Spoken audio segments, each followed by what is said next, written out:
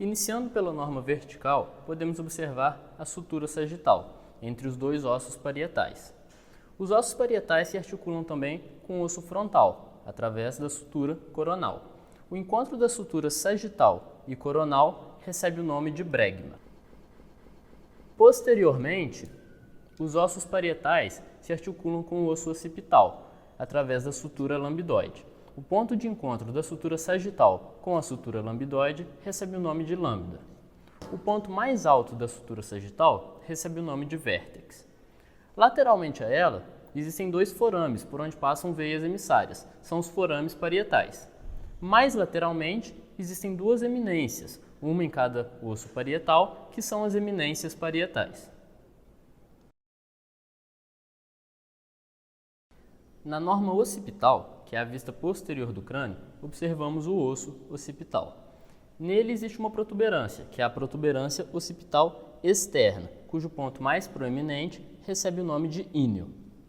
É possível visualizar também o processo mastoide do osso temporal e as suturas occipitomastoide e parietomastoide.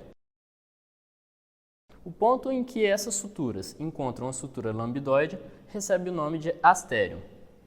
Posteriormente ao processo mastoide e um pouquinho anterior à sutura occipitomastoide existe um forame, por onde vai passar uma veia emissária do seio sigmoide.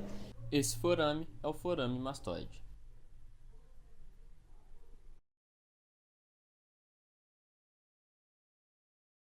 Na norma frontal, que é a vista anterior do crânio, o maior osso que podemos observar é o osso frontal. Ele é um osso ímpar no adulto, mas na criança é dividido em dois. São dois ossos frontais separados pela sutura metópica. No osso frontal existe um ponto craniométrico chamado glabela, e lateralmente à glabela, dos dois lados, estendem-se duas proeminências, que são os arcos superciliares. Logo abaixo dos arcos superciliares temos duas aberturas, que são as órbitas.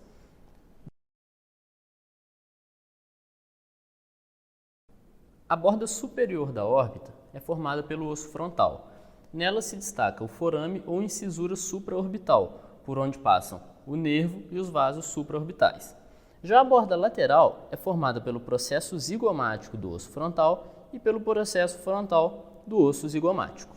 Na borda inferior, temos o osso zigomático juntamente da parte superior do osso maxilar, enquanto na borda medial temos o osso maxilar, o osso lacrimal e, novamente, o osso frontal.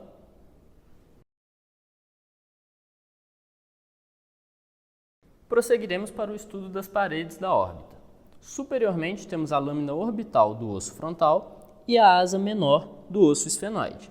Na asa menor do esfenoide, podemos observar o canal óptico, por onde passam o nervo óptico e a artéria oftálmica.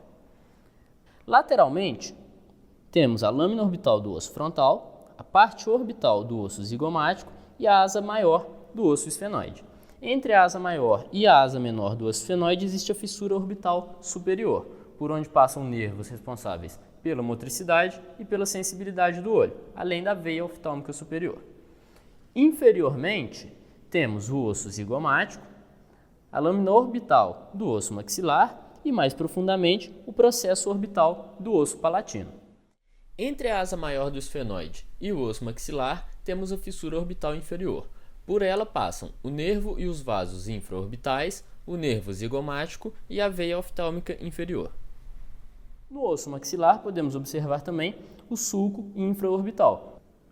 Já medialmente, podemos ver o osso lacrimal, a lâmina orbital do osso etimoide e a lâmina orbital do osso frontal.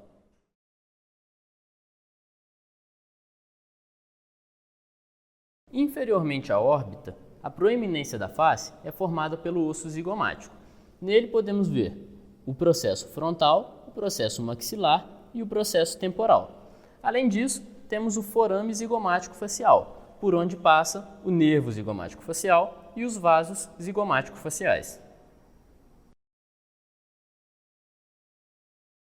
No nariz ósseo externo, podemos observar os ossos nasais, e entre eles a sutura internasal. O ponto mais alto dessa sutura recebe o nome de násio.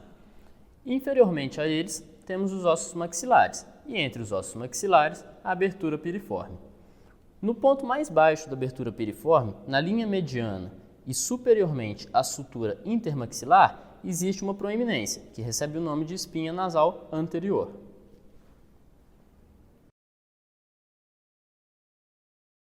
Internamente, o nariz ósseo possui teto, paredes laterais e assoalho, além do septo nasal. O teto é formado pelos ossos frontal, esfenoide e etmoide. Observamos alguns poros que denotam a lâmina cribiforme do osso etmoide, por onde passam fibras do nervo olfatório. Lateralmente, temos as conchas nasais, superior, média e inferior. A superior e a média são projeções do etmoide, enquanto a inferior é um osso à parte. No assoalho, temos o processo palatino da maxila e a lâmina horizontal do osso palatino.